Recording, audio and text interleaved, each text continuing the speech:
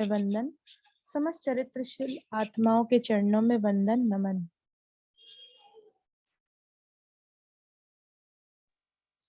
जो जन श्रद्धा भाव से करे सूत्र का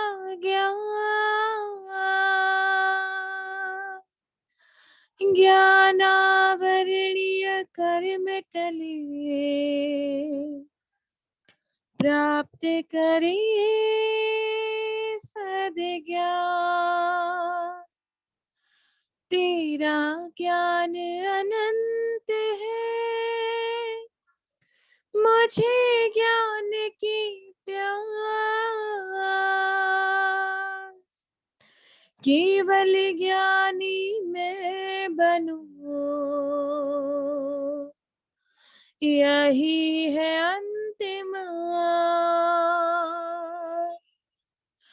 केवल दर्शी मैं बनूं, यही है अंतिम आस। इन्हीं शुभ भावों के साथ आप सभी को मेरा जय जिनेंद्र।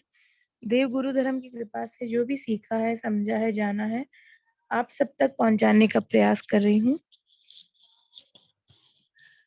आज की क्लास में हम थोड़ा सा विषय के संदर्भ में क्या क्या चीजें हो गई हैं और कौन कौन से जो ऐसी चीजें हैं, टॉपिक्स जो कवर करने हैं। सबसे पहले हम इसके सिलेबस के बारे में बात करते हैं। हिंदी व्याकरण 40 मार्क्स का रहेगा, इसका 40 मार्क्स का ही पेपर आएगा, बहुत ज्यादा लेंथी नहीं आएगा और बहुत ज्यादा इजी पेपर आएगा। इसमें भाषा, लिपि और व्याकरण से संबंधित जानकारी है लेसन 1 में, पार्ट 1 में। दूसरे पार्ट में है वर्ण और विचार, संज्ञा, लिंग, वचन, कारक, क्रिया, काल, वाच्य, अलंकार, मुहावरे और लोकोक्तियां, अनुच्छेद लेखन और मौखिक अभिव्यक्ति। तो ये कुल 13 ऐसे मेन टॉपिक्स हैं जिनके ऊपर पूरी हिंदी ग्रामर टिकी हुई है, या इनको जाने बिना हम हिंदी ग्रामर को अच्छे से नहीं जान सकते हैं, हिंदी व्याकरण को हम नहीं समझ सकते हैं। भाषा क्या है उसके बारे में बताया गया है कि अपने भावों और विचारों का आदान प्रदान करना उसे भाषा कहते हैं। लिखित भाषा, मौखिक भाषा, लिपि क्या होती है, जो भाषा के जो चिन्ह होते हैं, किसी भी भाषा के जो चिन्ह होते हैं वो लिपिबद्ध करना, और व्याकरण यानी कि जो व्याकरण के अंदर जितनी भाषाओं का समागम है उसके बारे में जानना। लिपि भी बहुत सारी है कि कितनी लिपि की मान्यता दी गई है उसके बारे में जानना। वर्ण विचार, भाषा की सबसे छोटी इकाई वर्ण कहलाती है, और शब्दों के क्रमबद्ध समूह को क्या कहते हैं, वर्णमाला कहते हैं।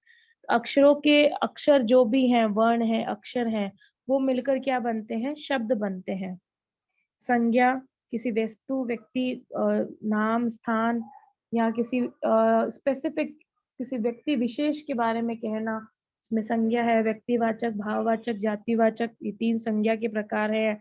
लिंग है, पुल्लिंग और स्त्रीलिंग है, स्त्रीलिंग में भी नित्य स्त्रीलिंग है, पुल्लिंग है, इसके बारे में जानना।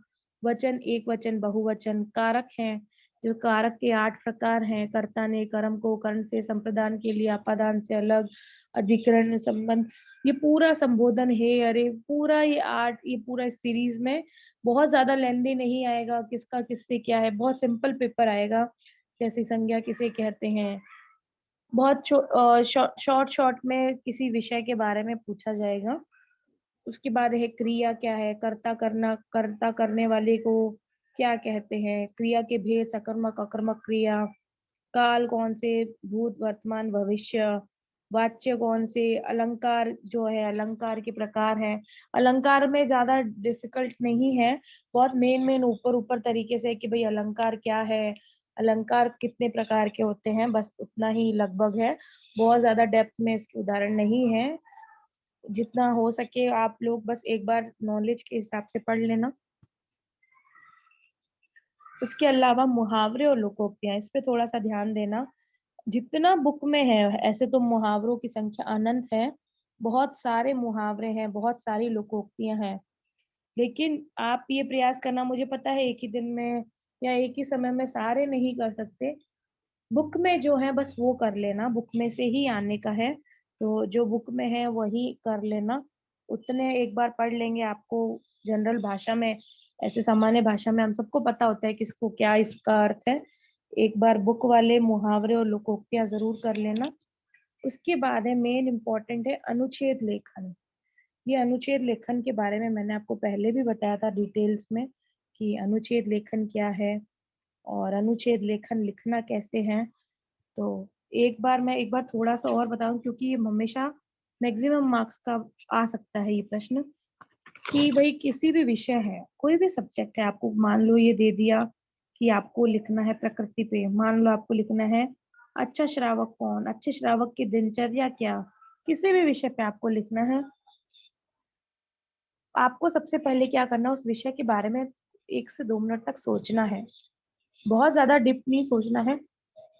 उस विषय का जो प्रारंभिक ज्ञान है, उसके बारे में सोचना है कि किसी भी विषय पर अपने विचारों को आपस में मिलाकर प्रकट करना ही अनुच्छेद कहते हैं। यानी कि आपके माइंड में, आज मैं अगर किसी सीरियल की थॉट कहूँ, मान लो फॉर एग्जाम्पल मैंने किसी भी सीरियल का नाम लिया, जैसे तारक मेहता है, उसको देख के आपके मन में जो विचार आते हैं, वो सबसे पहले हास्यास्पद है, हँसी का है, तो हँसना क्यों ज़रूरी है, थोड़ा-सा उसके बारे में लिखना।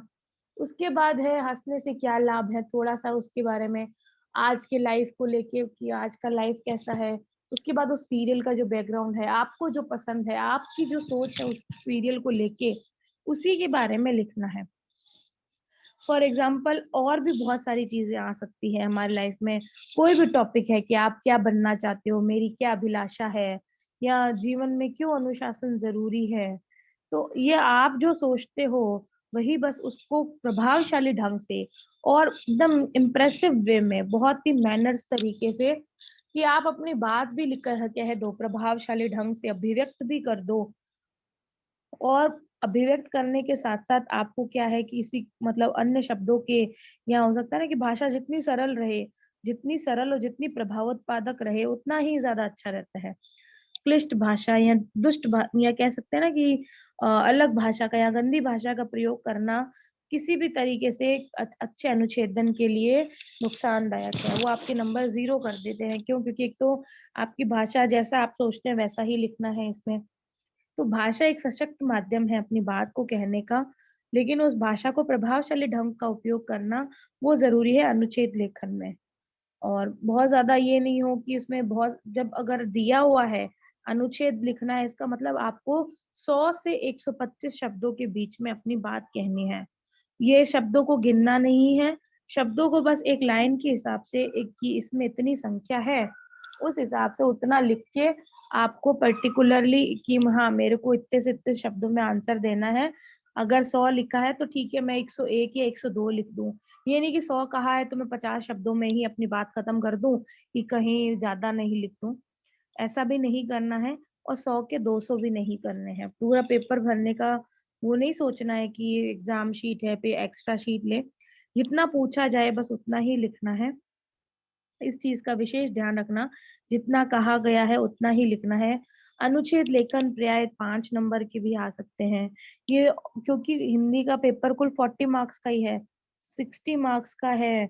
वो जो हमारा दूसरा पोर्शन है, उसका है उत्तराधान का। तो आपको ये ध्यान रखना है 40 नंबर में से हिंदी के मैं बता रही हूँ मेन आपका अनुच्छेद लेखन आ सकता है अच्छे नंबर में।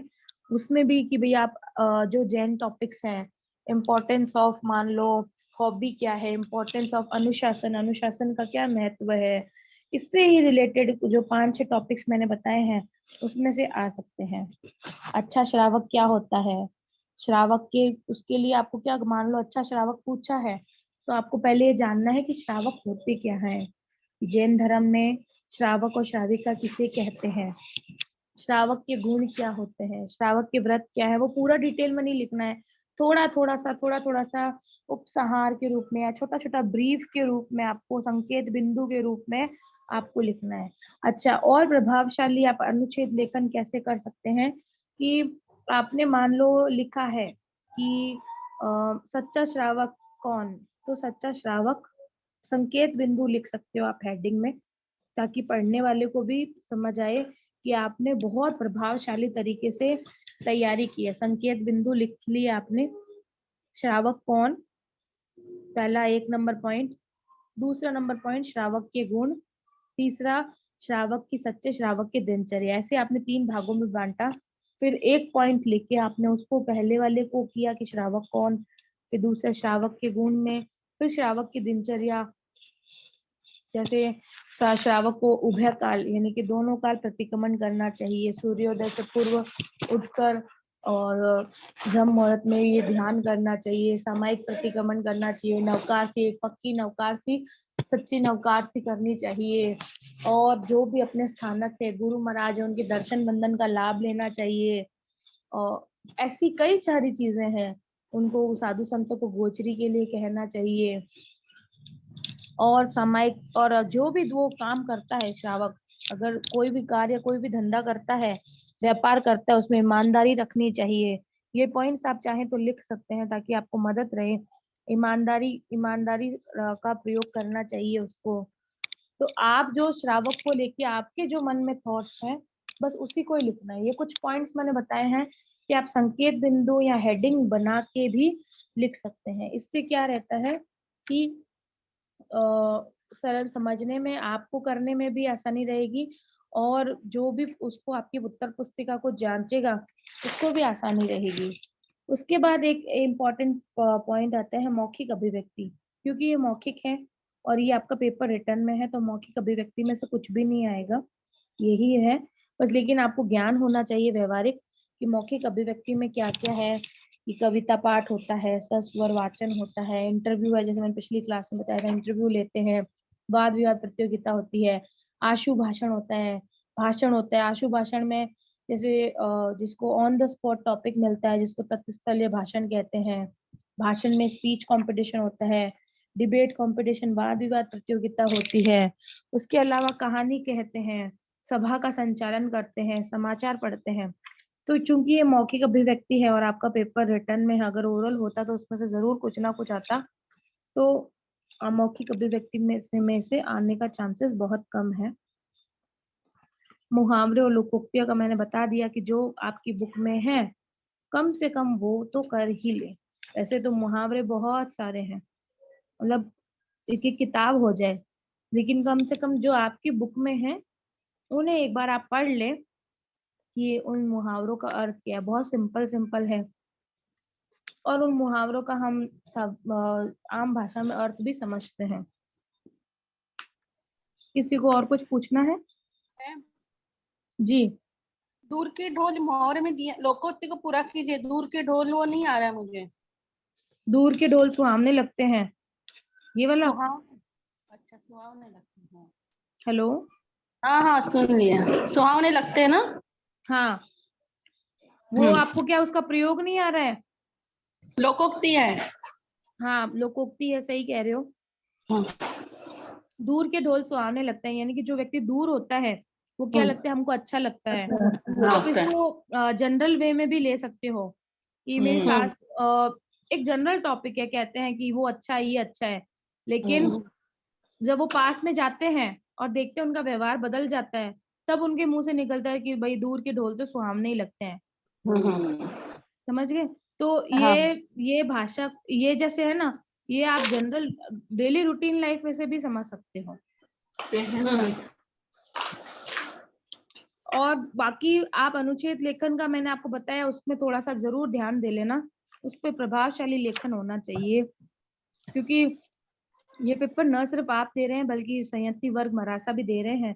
तो आपकी भाषा और लिखने का ढंग इस तरीके से हो। टॉपिक्स मैंने आपको मेन तो बता ही दिए हैं, जितना मेरे को अब आपको समझना होगा, जितना मेरे को बता सकती हूँ मैं उतना मैंने बता दिया है। और ये भी थोड़ा सा याद रख लेना कि अगर ये 1 से लेके 10 है ना, भाषा, लिपि, इन सबका एक ये भी कर लेना किसे कहते हैं, संज्ञा किसे कहते हैं ये पता होना चाहिए आपको, लिंग किसे कहते हैं, वचन किसे कहते हैं, कारक किसे कहते हैं, क्रिया किसे, ये एक एक लाइन वाले आपको 2-2 लाइन वाले उदाहरण सहित आने चाहिए। कि मान लो अगर पूछा है कि संज्ञा किसे कहते हैं, तो किसी वस्तु, व्यक्ति या स्थान का बोध कराने वाले उसका नाम लिख के फिर उदाहरण लिख दिया आपने। मिठास, बुढ़ापा, एक आपने व्यक्तिवाचक संज्ञा का ले लिया, नाम ले लिया, एक कलम ले ली आपने, एक भाववाचक में बुढ़ापा, मिठास ये ले लिया, तो उसमें तीनों का समावेश हो जाए। बाकी पेपर बहुत सरल आएगा, अलंकार में बहुत ज्यादा डिफिकल्ट नहीं है ना, मैंने बहुत सारे उदाहरण दिए हैं अलंकार के। अलंकार कहते हैं किसे हैं, ये सब आना चाहिए, कौन किसे क्या कहते हैं वो उतना तो आपको पता होना चाहिए। उसके बाद नित्य पुल्लिंग, स्त्रीलिंग, ये सब एक एक बार पढ़ लेना। बहुत सरल सरल सरल चीजें हैं इसमें, मेरे हिसाब से कोई डिफिकल्ट नहीं आनी चाहिए। फिर भी अगर आपका कोई सवाल है या आपको कुछ पूछना है तो आप पूछ सकते हैं। मुहावरे और लोकोक्तियों में से मुहावरे किसे कहते हैं, ये नहीं छोड़ना कि कोई भी मतलब प्रश्न तो उत्तर तो कोई ऐसा कुछ भी नहीं आएगा कि आपको नहीं आता होगा, लगभग सभी आते होंगे जनरल भाषा में। फिर भी अगर आपको लगता है कि कोई डाउट है, अच्छा पेपर आएगा, वो ऑनलाइन ही पेपर आएगा, ग्रुप बंद कर दिया जाएगा और फिर आप किसी को कॉल मैसेज नहीं कर सकते हैं। देखो अब आपके ऊपर है कि आप पेपर में से कैसे किसको किस भाव से करते हैं, और पेपर में एड्रेस दिया होगा, उस एड्रेस पे आपको पेपर पहुंचाना होगा कुरियर करके। एक बार फिर आते आए।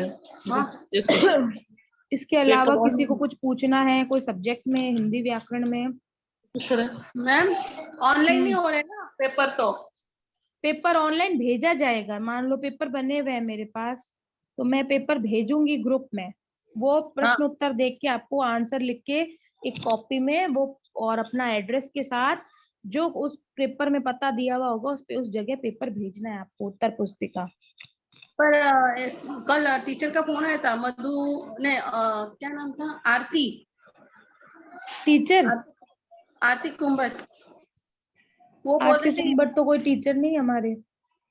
नहीं है तो मैं फोन आया था उस दिन के नहीं नहीं, मॉडर्न आरती टीचर नहीं है। स्टूडेंट जरूर है। हाँ हम्म। स्टूडेंट ही है ना, वो लेके आएगी पेपर बोल रहे थे।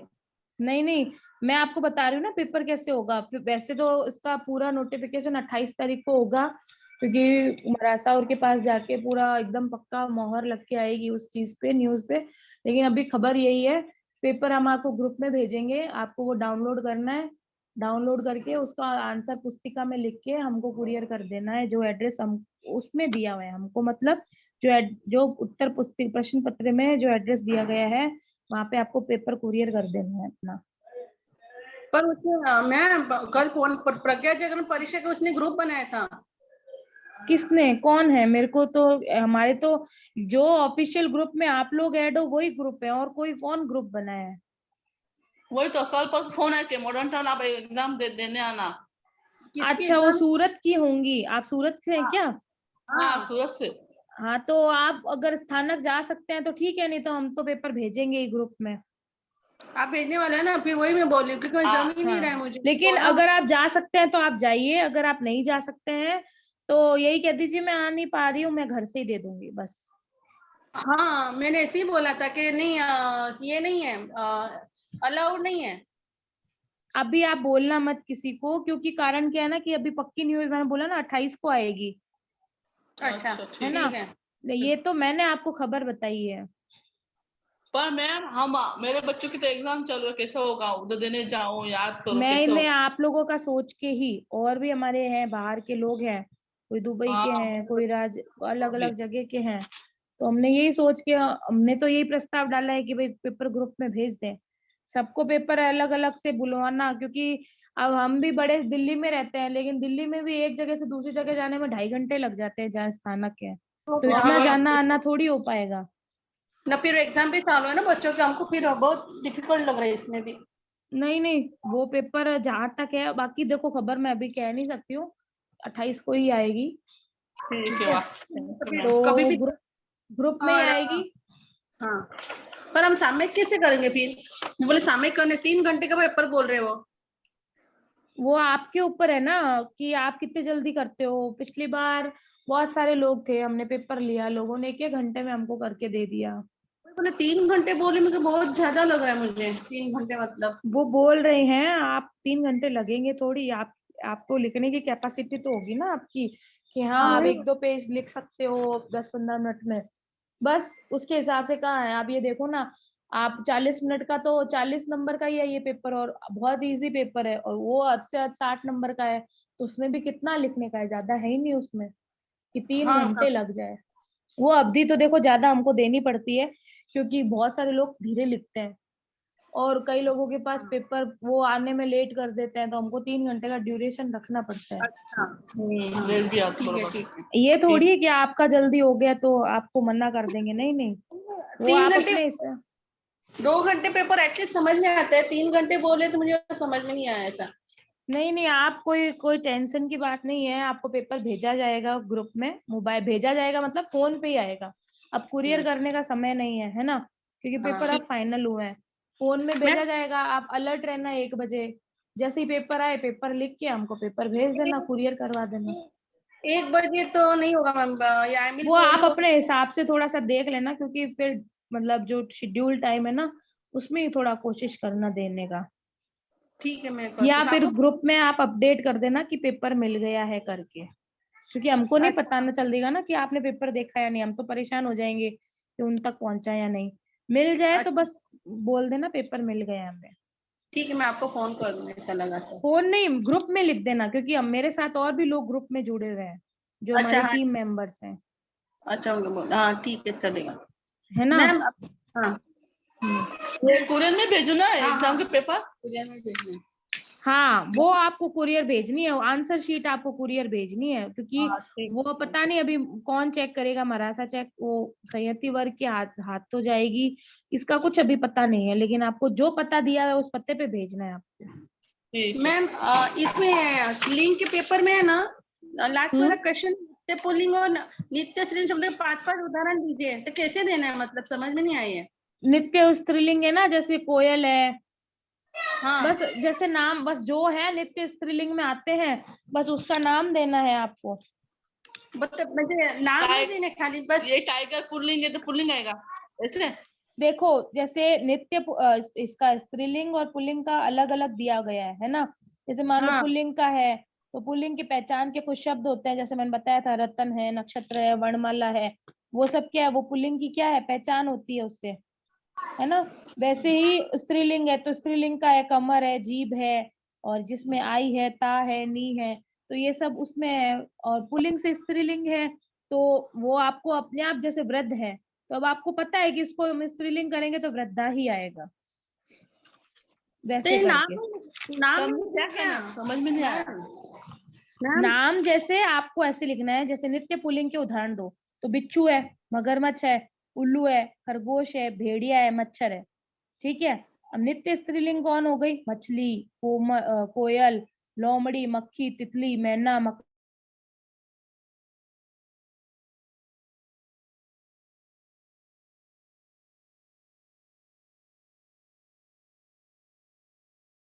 ऐसे नहीं नहीं, ऐसा ऐसा कुछ नहीं है, जो ऐसा नहीं, कुछ शब्द जो हमेशा पुल्लिंग होते हैं और कुछ हाँ हमेशा स्त्रीलिंग होते हैं, लेकिन कुछ हम्म, शब्द क्या है जो दोनों लिंगों में आते हैं, अतः लिंग को निर्धारित करते समय उसका अर्थ और रूप देखना चाहिए। अब क्या है कि बिच्छू है, अब नर बिच्छू और मादा बिच्छू होते हैं, समझ रहे हो, हाँ नर और मादा लगाते हैं तो हमको पता चलता है, अच्छा ये जेंट्स है, ये लेडीज है। अच्छा नर बिच्छू और मादा, अच्छा ऐसे इस हाँ टाइप से। ऐसे, समझ गए। अब मच्छर हाँ है, अब मच्छर है, तो अब क्या है, मच्छर में देखो, मच्छर को तो हम क्या बोलते हैं, पुल्लिंग है, लेकिन अच्छा मक्खी को हम क्या क्या किसमें लेंगे, स्त्रीलिंग में। हाँ ऐसे। तो ये कुछ शब्द होते हैं ना, जो उनका प्रयोग अर्थ और रूप देखकर किया जाता है। अब मान लो आप एक जगह पे मिठाई है, मिठाई पे मच्छर है, तो अब आप बोलोगे मच्छर भिनभिना रहे हैं या मच्छर भिनभिना रही है, ऐसे तो नहीं बोलोगे, मक्खी नहीं भिनभिना होता। रही है। हाँ तो वो शब्द को, लिंग को निर्धारित करते समय उसका अर्थ और रूप देखते हैं, समझ गए। समझ गई। नित्य पुल्लिंग और नित्य स्त्रीलिंग में मादा और नर लगाकर परिवर्तन कर सकते हो। अब मान लो अगर आपको परिवर्तन करना आ जाए कि क्या परिवर्तन करना है, तो आप ऐसे लिख देना, मक्खी, नर मक्खी, मादा मक्खी, गीदड़, मादा गीदड़, ऐसे करके मादा गीदड़, अगर मादा गीदड़ आ जाए, इसको पुल्लिंग में करना है तो आप उसको नर गीदड़ कर सकते हो। नर और मादा के प्रयोग से आपका पुल्लिंग और स्त्रीलिंग नित्य वाला सही हो जाएगा। नहीं, पर इसके 5-5 उदाहरण दीजिए, तो कौन से भी दे सकते हैं, पुल्लिंग के भी कौन से। हाँ, नित्य और पुल्लिंग के भी दे सकते हो और नर लगा के भी नित्य पुल्लिंग बना सकते हो, नर मक्खी अच्छा, भी ऐसे कर लगा, हाँ सकते हो और बिच्छू भी लिख सकते हो। हाँ, नहीं लिखे तो भी चलता है ना, मैं दूसरा ले सकती हूँ ना उसमें। हाँ, लेकिन पुल्लिंग हाँ वाले सेक्शन में तो आपको नर नर बार बार लिखने की जरूरत नहीं है, बिच्छू लिख हाँ दिया आपने। और हाँ, अब अगर आपको अब मक्खी है, मक्खी का आपको उसका पुल्लिंग वर्जन करना है तो आपको नर लगाना ही पड़ेगा, क्योंकि मक्खी तो स्त्रीलिंग है। नहीं पर स्त्रीलिंग के नीचे ही लिखना है ना मुझे, नित्य स्त्रीलिंग के नीचे मक्खी जी हाँ, सब लिख मक्खी, सकते हो ना। मक्खी, कोयल, लोमड़ी, ये आपको नित्य स्त्रीलिंग के नीचे लिखना है। हम्म, ठीक है। ठीक और है। अगर वैसे अगर आपको ज्यादा नहीं समझ आए ना, तो नर हम्म, मक्खी, नर गीदड़, नर लोमड़ी, मादा मच्छर, ये भी पुल्लिंग स्त्रीलिंग में बदल जाएंगे। हाँ हाँ, ये भी ये आसान हो जाएगा, ये भी आसान तरीका है, बराबर। है ना। हाँ हाँ हाँ ना। ठीक है। और मैम ये है ना, इसमें अपना पेपर है ना, ये फाइनल हम्म, पेपर में दिया हुआ ना, चार्ट चार्ट दिए हैं, चार्ट काल का, हाँ, जैसे काल का चार्ट दिया हुआ है वो लिखने हैं। हम्म, तो हम्म, काल का वर्तमान काल और भविष्य काल लिखा है, फिर वर्तमान काल के 3 भेद लिखे हैं, सामान्य, पूर्ण और अपूर्ण। हाँ, संभाव्य वाला भविष्य में वो लिख देना, बस सिंपल है उसको तो। नहीं वो पेपर है ना, चार्ट चार्ट बनाया हुआ। हाँ हाँ, पता है, पिछले साल आया था ये। हाँ अभी भेजे ना उसमें आपने, ये पेपर है ना पूरा 100 मार्क्स का, हम्म, 100 मार्क्स का पेपर है ना, उसमें जो पेपर छोड़ा है तो उसमें से वो चार्ट, लास्ट क्वेश्चन चार्ट वाला है, हाँ 10वां क्वेश्चन। तो उसमें बराबर लिखा है क्या, मैंने ऐसे में पूछ रही हूँ। काल के भेद मैं भेज दूंगी आपको, आप मुझे बोल देना क्या गलत क्या हुआ है। हाँ, आप मेरे को भेज देना, मैं एक बार चेक कर लूंगी। हाँ बाकी बहुत ज्यादा भेद और में इसमें आएगा नहीं, पेपर बहुत इजी आएगा 40 मार्क्स में। बस आप अनुच्छेद लिखन लिखने की प्रैक्टिस कर लेना। क्योंकि 7 मार्क्स चार्ट को भी दिए हुए हैं मैम, ऐसे हम्म, ऐसे रहेगा ना इस बार नहीं पेपर। दिए हैं, इस बार अनुच्छेद लेखन में नंबर देने का सोचा है ताकि लोगों को लिखने का हो। अच्छा अभी तो चार्ट यही प्रयास है कि ज्यादा मार्क्स उसी के ही आएंगे। नहीं, इसमें दूसरा 11वां क्वेश्चन है, रचनात्मक लेखन में ऐसे विनिश्चित किसी के आचरण से गुरु प्रसन्न होते हैं, ये तो उसमें आएगा, ये ये तो उत्तराध्ययन सूत्र का है। उत्तराधन सूत्र का। ठीक है हम्म, फिर तो मैम ये ठीक है। कर्तु, हाँ ना मैम, ये कर्तुवाच्य ना कर्मवाच्य में फर्क क्या होगा, थोड़ा समझाइए ना। वाच्य में हम्म, कृतवाच्य, देखो ये क्या है ना, ये एक बार आप ऐसा रीड करने की चीज है, इसमें से वैसे प्रश्न नहीं आएंगे ऐसे, मतलब मैं जस्ट जनरली आपको बता रही हूँ कि जिस वाक्य की क्रिया कर्ता के अनुसार होती है ना, कर्ता मतलब कृतवाच्य, और जिसकी कर्म के अनुसार होती है वो कर्मवाच्य होता है। मान लो कि मतलब कर्तावाच्य है या कर्मवाच्य है, तो आपको सबसे पहले अगर डेफिनेशन आ जाए, परिभाषा लिखनी आ जाए कि जो वाक्य में क्रिया कर्ता के अनुसार होती है उसे कृतवाच्य कहते हैं। जैसे मीरा रसगुल्ला खाती है, माला हम्म माली माला बेच रहा है। और जिस वाक्य हम्म की क्रिया कर्म के अनुसार होती है, यानी हम्म कि मतलब मान लो कि जैसे कामना से पकौड़े खाए जाते हैं, मेरे द्वारा, जो चीज मेरे द्वारा होती है ना, मैंने बताया था ना, मेरे द्वारा या मेरी इच्छा से होती है वो कर्म वाच्य होता है, यानी कि मैं अपनी इच्छा से कर्म कर रही हूँ। ये आप इसको इस तरीके से याद करो कि मैं अपनी इच्छा से कर्म कर रही हूँ। पर मेरे मैं द्वारा मेरा पढ़ाई की जाती है, मेरे द्वारा नहीं पर एग्जाम दिए जाते हैं, तो वो नहीं पर कर्म अभी वाच्य है।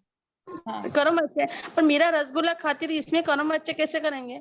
ये कर्म वाच्य है ही नहीं, ये तो कृत वाच्य है। मीरा खा रही है रसगुल्ला, अपने कर्ता के अनुसार खा रही है, मीरा के द्वारा रसगुल्ला खाया जाता है तो वो कर्म वाच्य हो गया। मीरा के द्वारा, अच्छा ये ऐसा मेरे मीनिंग द्वारा है। काम हो रहा है तो वो मेरे कर्म है, जैसे कहते हैं ना, अब जनरल वे में अगर इसको इस तरीके से समझो, जैसा कर्म करेंगे वैसा फल होगा। तो जो काम आपके द्वारा हो रहा है या किसी के द्वारा हो रहा है वो काम, वो कर्म वाच्य है। अच्छा और जो जो वाक्य की क्रिया कर्ता के अनुसार हो रही है, वो उसमें क्या होता है कि लिंग और वचन कर्ता के अनुसार होते हैं। आपको इसका भेद, आपको इसका डिफरेंशिएट ऐसे ही करना है कि जो जिसके द्वारा होता है वो कर्म वाच्य में आ जाता है। द्वारा शब्द आते ही या द्वारा शब्द आते ही वो कर्म हम्म, वाच्य बन जाते हैं।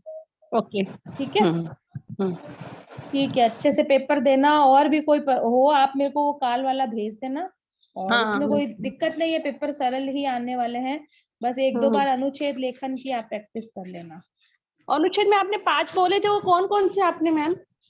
मतलब बताइए। अनुच्छेद वैसे तो कोई भी आ सकते हैं, लेकिन जैसे हाँ। मेरी अभिलाषा है, सच्चे श्रावक की दिनचर्या है, अनुशासन का जीवन में क्या महत्व है, और प्रकृति और मनुष्य का क्या संबंध है, बस ये सभी है। और मेरी हॉबी है, जो भी है, बस ये 4-5 ऐसे मेन टॉपिक्स हैं, वो आ सकते हैं। अच्छा, वो संकेत बिंदु में आएंगे। हाँ, वो आपको अच्छे से करना है। ठीक है। ठीक है, मैं भेज दूंगी आपको मैम। ठीक है वाला। सर। ठीक है। और कुछ पूछना हो तो मैसेज कर देना मेरे को। हाँ हाँ ठीक। मैम अभी वो क्लास लेंगे सर, महेंद्र सर? आपका उतरने से तो सिलेबस हुआ बाकी है। नहीं उसका, उनका? नहीं हुआ है ना, वही तो, कुछ रिवीजन भी तो नहीं हुआ 60 मिनट्स आप का ग्रुप कुछ। में डाल दीजिए ना उनको कि महेंद्र सर को करके, क्योंकि इतना क्लैरिफिकेशन अब कर देना चाहिए। अब तो क्या है, 1 हफ्ता भी नहीं बचा है। मैं तो इसीलिए आज चला के आप लोगों को पूछा, मैंने कहा क्लास लेनी है क्या, कोई डाउट है क्या। सर आप को ग्रुप में व्हाट्सएप में डाल बोला था। दीजिए या मैसेज कर दीजिए या ग्रुप में कि सर आप कब क्लास लेंगे, हमको कुछ पूछना है या हमको ये हाँ, जानना है। आज तो ठीक अभी है। पूछना जब तो सिखाना बाकी है मैम, आगे का। हाँ, तो आप बोल दो उनको, लिख दो ग्रुप में। रिवीजन भी नहीं हुआ, रिवीजन तो थोड़ा आइडिया आ जाती मैम, थोड़ा बहुत तो। वो तो है, आप एक उनको बोलेंगे ना तो शायद वो समझ जाएंगे। नहीं, इसमें तो आपके क्या क्वेश्चंस है तो समझ में आता है हर ग्रामर के पीछे। अभी उसमें एक अध्याय के पीछे कुछ क्वेश्चंस नहीं, कुछ समझ में नहीं आ रहा कैसे आएंगे, प्लेन हाँ, तो कैसे आप आएंगे। सर को बोलो ना, सर मैंने जैसे पेपर का पैटर्न बताया ना आपको कि ऐसे आ सकते हैं, ये आ सकते हैं, तो आप उनको बोलो सर हमको पेपर का पैटर्न बताइए, कैसे आएंगे पैटर्न में तो, प्रश्न। हाँ कैसे आएंगे, किस तरह से आएंगे, हाँ, थोड़ा बहुत वो क्वेश्चन पैटर्न समझ में में आए सब तो। आ जाएंगे, वो अब बता देंगे उन्होंने कैसे सेट किए हैं। जैसे ठीक है। मैंने बताया ना पेपर कैसे सेट किया है, किसे कहते हैं, वो याद कर लेना, तो हाँ वैसे वही वो तो, बता देंगे। वही कुछ तो हुआ नहीं है। आप ग्रामर ग्रुप का में तो डाल कर रही देना। उत्तरदान सूत्र, बड़ा सूत्र, उसमें 60 मार्क्स, क्या पता क्या होगा उसमें।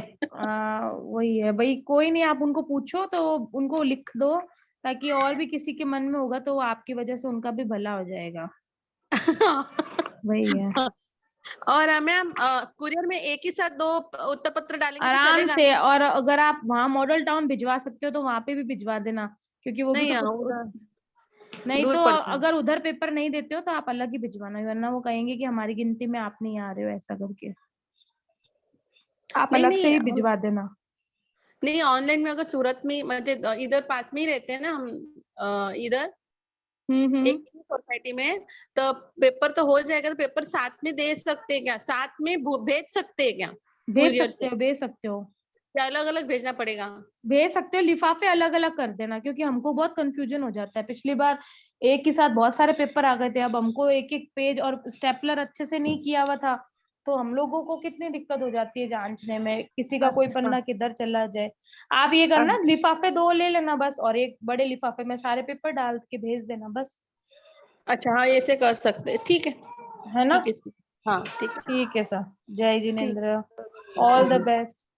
हाँ thank you ma'am. Thank you.